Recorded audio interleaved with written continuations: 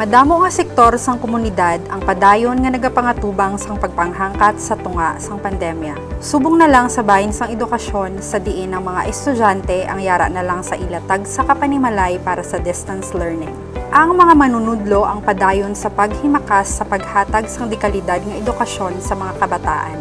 Apang pinasahi ang inisyatibo sang isa ka manunudlo sa Kalinog, Iloilo. Ginpamatud-an ni Jessie Comprendio, Master Teacher 1, Class Advisor sang Grade 9 Blueberry sang Kalinog National Comprehensive High School, nga bisan simple lamang ang ginhimo nga initiative basta halin sa tagipusoon, sigurado nga may ibalik gid nga maayo nga resulta.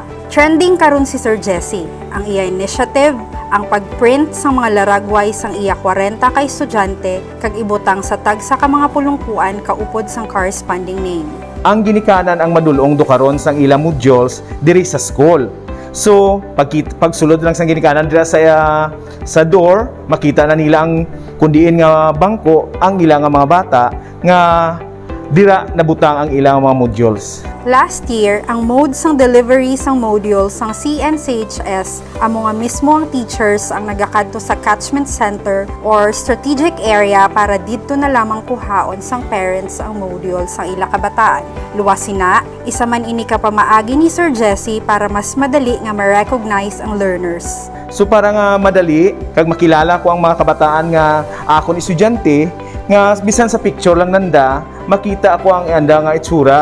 Kay base maggugwa kami sa school, masulangay kami kung sa diin, ma-recognize ko ay amo ni ang akon nga advisory. Bangod nga na-appreciate sang principal sang CNCHS nga si Maria Emily Kalumpang ang iya initiative, nagdesisyon ini nga i-duplicate sang iban nga classrooms. Si Sir Jessie, ang 7 years na as volunteer teacher and 13 years as public teacher sang CNCHS kag nagatudlo sa Filipino subject. Samtang, isa man si Sir Jessie sa madamo nga teachers nga nagapangatubang sang challenges tugas sang pandemic. So mabudlay gid ang una-una, hindi mo ma-determine ang pagsabat sang kabataan kung gusto o kung hindi, kung sanda gid bala ang nagasabat sang ilang module. Amo gid ang una namon nga problema.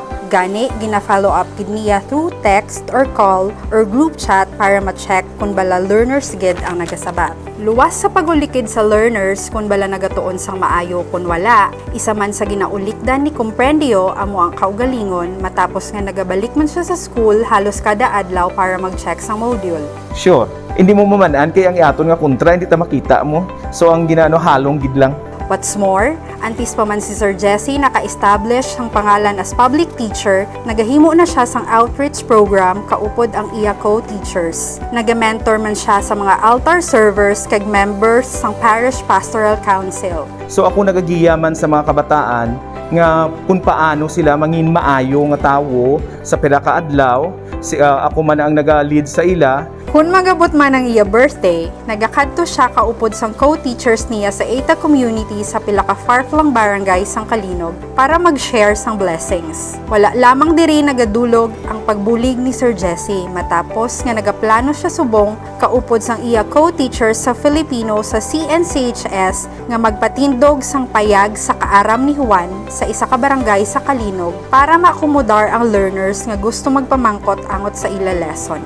Ginhambal ni Sir Jessie nga ibutang nila sa wayang ukon open space ang payag sa kaaram ni Juan para masiguro nga ma-observe ang minimum public health standards. Sa bahin naman ni Kalumpang, ginapabugal gid niya si Sir Jessie bangod sang ginahimo nga initiative sa classroom. So every time nga makakadto ako sa room ni Sir Jess, may mga improvements. So happy gid ako not only the Kalinog National Comprehensive High School family but also our DepEd family here in the municipality of Kalinog and also the 3rd Congressional District up to the Division of Iloilo and to the regional office. Sa pagkamatuod, nagpadulong gid si DepEd 6 Director Dr. Ramir Oitico kag iban pa nga DepEd officials sa CNCHS agud matan-aw ang initiative ni Sir Jessie.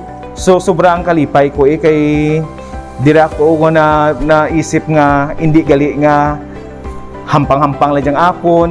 Kag dira ko naisip nga hindi gali kinahanglan ang medalya, tropeyo, certificate nga mabaton mo, akon nga i-recognize ikaw.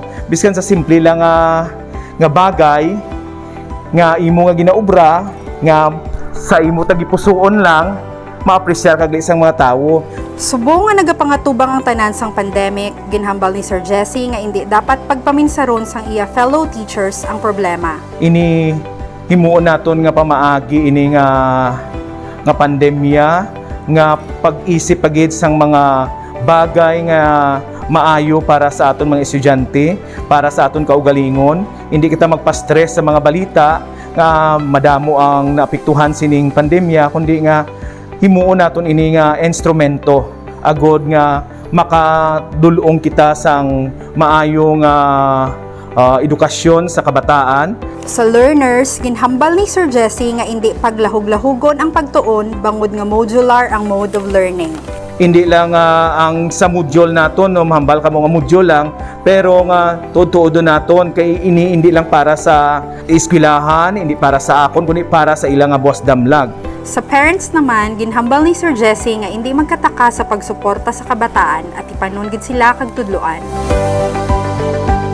Sa pag-celebrate sang Teachers Month, subong nga Setyembre, si Sir Jesse nangin isa ka inspirasyon, hindi lang sa kasubong niya nga manunudlo, pero sa tanan nga nagahimakasman para mapadayon ang edukasyon sa pihak sa mga pagpanghangkat.